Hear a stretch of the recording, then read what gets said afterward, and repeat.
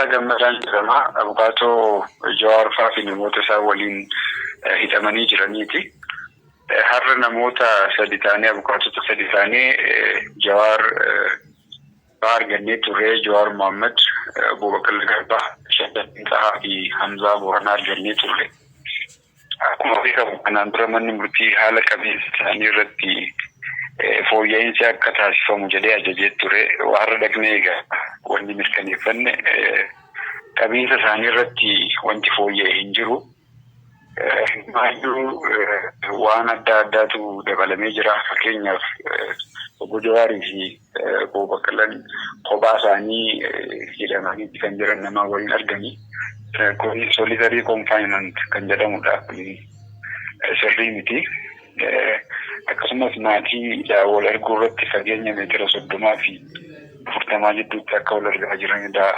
Obbo Jawaarii fi Abubakar baay'ee rakkina keessa kan jiran maatii adda baafachuu irratti ammallee rakkoo keessa kan jiranii fi furmaata kan hin arganne ta'uu kan nuuf ibsanii jiru. Fincaaniin wal qabatee ammas ganamaa fi galgala qofa akka fincaaniif isaaniif fayyamamu. Kana irratti manni murtii ajaja dabarsee kan ture yoo ta'es kan hin fooyyofne ta'uu har'a nuuf mirkaneessanii jiru. Akkasumallee bakki itti hidhamanii jiran beezimentii waan ta'eef qorri waan isaan rakkisaa jiru ta'uu nutti himanii. Shamsaddiin wal qabatee kanaan dura reebamee kan ture yoo ta'u ammallee dhukkubbiin kan itti dhaga'amuu fi hanga ammaatti yaala kan hin arganne ta'uu hubannee jirra. Yaala gaafachaa jiraatullee hin eeyyamamneef jechuudha. Hamzaadhaan wal qabatee ammas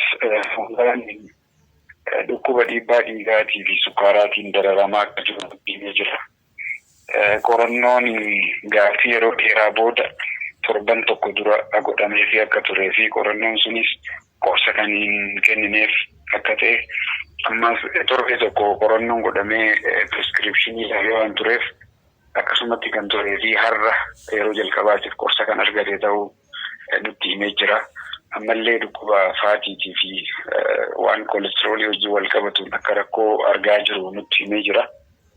Hanga ammaatti walumaa galatti wanti nuti hubanne maali haala qabiinsa isaaniitiin wal qabatee wanti manni murtii akka fooyya'uuf ajaje tokkollee kan hin fooyyofnee fi immaayyuu qabiinsi badaan tokko kan itti dabalame kan akka solitary confinement yookaan kophaatti hidhamuu akka namaa waliin argine gochuun kun kan irratti hidhame ta'uusaa hubanne jechuudha. Turtii hanga ammaatti godhameenis qorannoon tokko kan hin godhamnee fi maaliif akka hidhamanillee kan gaafatamanii hin beekne ta'uusaa mirkaneeffanne jechuudha har'a. Egaa waan mana murtiitti deddeemaa jiru kana akka tartiibaan hordofnu jala deemnee akka hordofnu waan irratti gahaa jiru qabiinsa wal qabatee waan jiru kanaas miidiyaatti akka ibsamuu qabu hawaasa biyya keenyaa fi addunyaadhaafis maatiidhaafis kunuunsi ibsamuu akka qabu kana dhaabatanii jiru jechuudha.